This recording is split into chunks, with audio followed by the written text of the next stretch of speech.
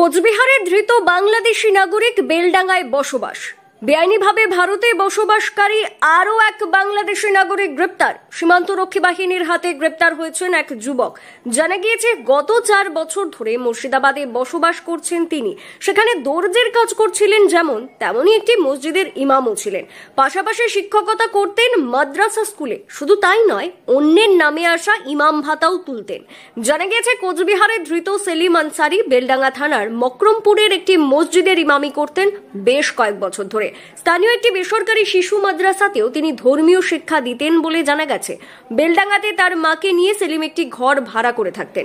সেলিমের মা ফতিমা জানিয়েছেন তিনি বছর খানেক হলো বেলডাঙ্গা এসেছেন। তিনি সেলাইয়ের কাজ করেন। তাদের বাড়ি বিহারে বলে দাবি করেছেন। যদিও সেলিম আনসারি বেলডাঙ্গার মকরমপুরের ঠিকানায় তার আধার কার্ড, প্যান কার্ড, খাদ্য সুরক্ষার কার্ড বানিয়েছেন। তিনি যে মসজিদে ইমামি করেন সেই মসজিদ কর্তৃপক্ষ জানিয়েছেন তাদের কাছ থেকে 10 থেকে 12 দিনের ছুটি নিয়ে তিনি বাইরে গিয়েছেন সপ্তাহখানেক আগে। আমাদের এখানটায় ওই 17-18 মাস হবে এরকম। 17-18 মাস। কি নাম বলেছিল, কোথায় বাড়ি বলেছিল? বাড়ি আপনার বিহার বলেছিল।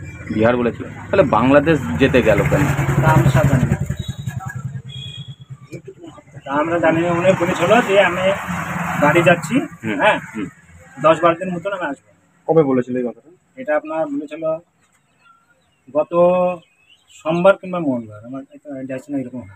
তো বাড়ি যাচ্ছি বলে গেছিল। সে তো বাংলাদেশ যেতে গিয়ে ধরা পড়েছে, তার অ্যাড্রেস পাওয়া গেছে কক্সবাজারে, বাংলাদেশ। সেটা আমরা সব বুঝতে জানি না। কোনোদিন কি কথা হতো সেরকম ভাবে? আমরা সব কিছু ওর সঙ্গে আমরা জানি না। আমরা পার্শ্ববর্তী পাশের আমাদের যে মসজিদ আছে ওই মসজিদে উনি থাকতো।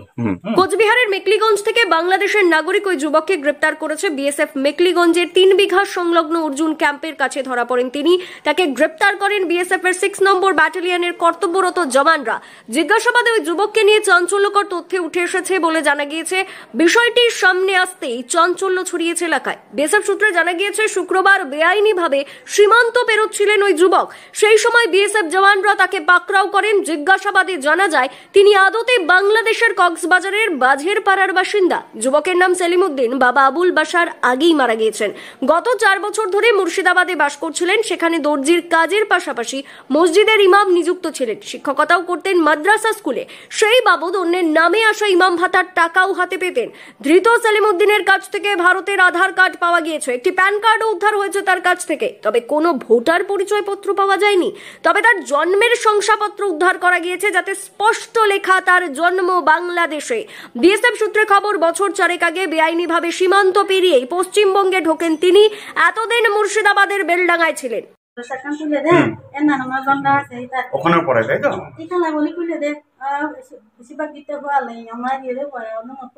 এই যে আপনার ছেলেকে বিএসএফ ধরেছে, আপনি জানেন?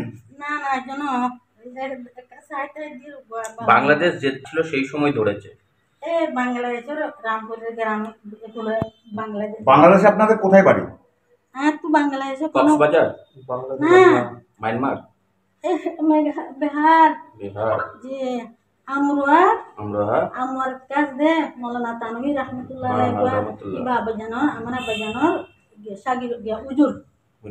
তো আপনার যে বিহারে বাড়ি, আপনাদের যে বিহারে বাড়ি, তাহলে এই যে আপনাদের ডকুমেন্টস গুলো সব এখানকার কেন? বিহার আমাদের শ্বশুর বাড়ি আসেননি। আমার শ্বশুর বাড়ি বেশি ভয় মরি গই, বহুত দেরি মরি গই। 5 বাচ্চা, একটা বাচ্চা না। এবেলা আমার স্বামী তো সৌদি আরবে মারা গিয়ে 5 বছর হয়ে তো এলা আর সিঁড়ো গিয়ে গই। মুর্শিদাবাদ থেকে কৌশিক অধিকারীর রিপোর্ট, লোকাল 18 বাংলা।